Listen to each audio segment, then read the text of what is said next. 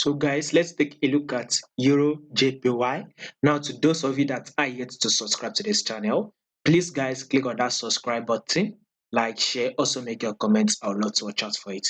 If you are also yet to follow me on Telegram, I'll be putting a link to my Telegram channel. Make sure you follow me on Telegram and also make sure you subscribe to my Patreon channel if in case you are interested in high probability trade that you have 70 to 90% chance of winning. I'll be putting out source trade. So if in case you want to see some of those trades we've actually taken under my Patreon channel, I'll be putting a link to those trades so you can also watch out for them. And also subscribe. Once you also subscribe, you'll get 7 days free trial to trade with us on our Patreon channel. Make sure you try it out.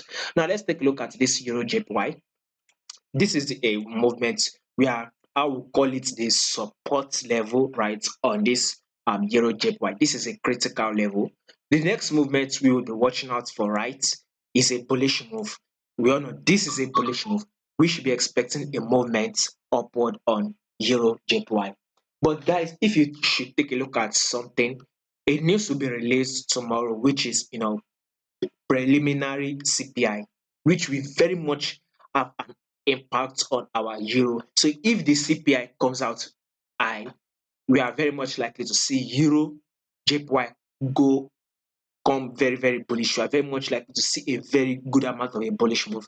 But if it comes out bad or if it does not come out well, then this euro JPY might very much likely to drop. So basically, what we'll be expecting in that London section or close to the London section, we should be expecting a news on euro CPI, which will have an impact on this euro JPY. So I would rather trade other JPY pairs, probably New Zealand JPY, maybe CAD JPY, Swiss franc JPY, because on euro we'll be expecting major news on euro tomorrow, which we don't know what the news will be coming out for. But technically, on the technical aspects, we should be seeing euro go bullish. But if in case the news does not come out fine, we are very much likely to see it drop.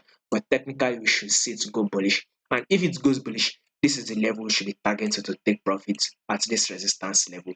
So at least we should come take this profit. Once again, if you are interested in trading with us for free for good 7 days, check my Patreon channel in the comment section. Once you subscribe, you'll be able to get you'll be able to trade with us for good 7 days, by the way. So some of those trades that we've taken in the past, the link to those trades will be shared in the comment section also.